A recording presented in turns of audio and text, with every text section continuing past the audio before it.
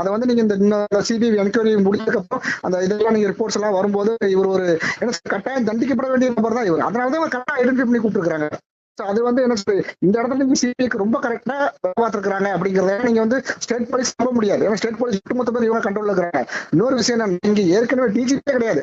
August மாசம் return ஆன DGP இன்னை வரைக்கும் பாத்தீங்கன்னா டிஜிபி கிடையாது. பொறுப்பு டிஜிபி பொறுப்பு டிஜிபி இவங்க நம்பிலாம் நீங்க எந்த என்கொயரியுமே இருக்க முடியாது.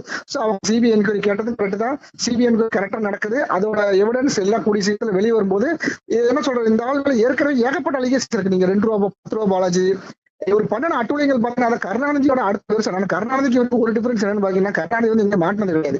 சயின்டிபிக் எவிடன்ஸ் இந்த ஆளுக்கு வந்து மாட்டாம செய்ய தெரியாது.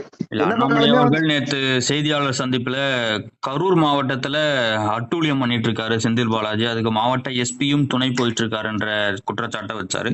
இன்னைக்கு உடனடியாக தேர்தல் ஆணையம் மாவட்ட எஸ்பி மேல நடவடிக்கை எடுத்திருக்காங்க, மாற்றம் செஞ்சிருக்காங்களா? அது எப்படி?